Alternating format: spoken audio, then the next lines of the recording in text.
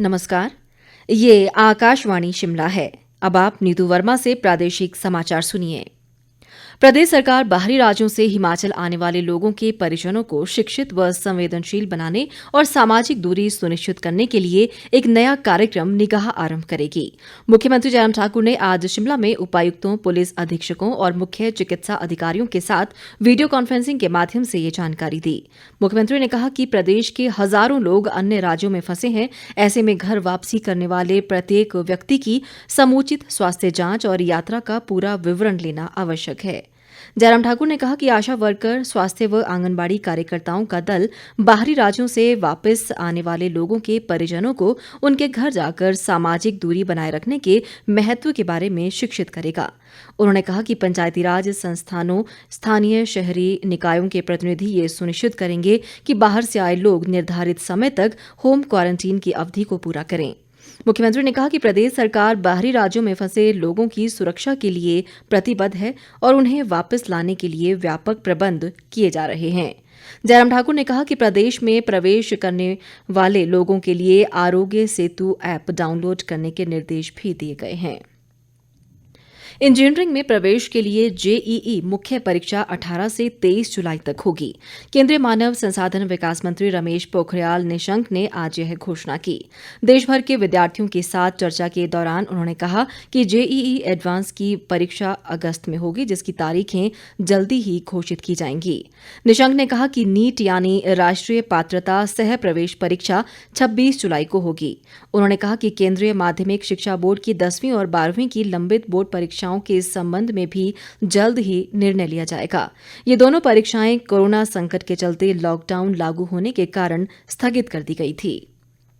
प्रदेश कांग्रेस अध्यक्ष कुलदीप राठौर ने कोरोना महामारी को देखते हुए अन्य राज्यों से हिमाचल आने वाले लोगों की सही ढंग से स्क्रीनिंग और स्वास्थ्य जांच करने की जरूरत बताई है।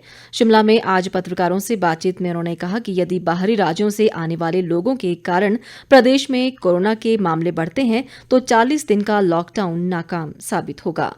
उन्होंने कहा कि प्रदेश में कोरोना महामारी को लेकर पूरी तरह से टेस्टिंग किट उपलब्ध नहीं है। राठौर ने प्रदेश में स्वास्थ्य सेवाओं के सुदृढ़ीकरण पर भी बल दिया।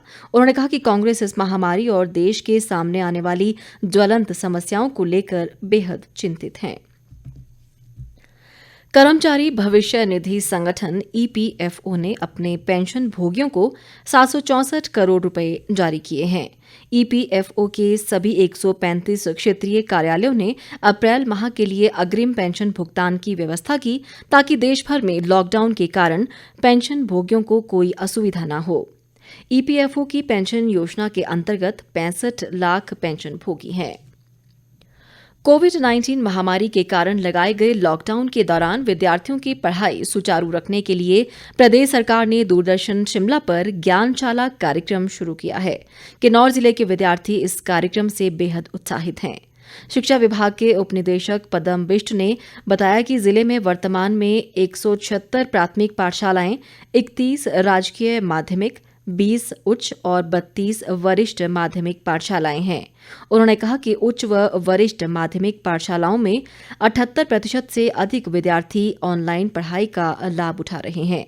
इसके लिए 432 अध्यापक व्हाट्सएप ग्रुप के माध्यम से ऑनलाइन पढ़ाई करवा रहे हैं।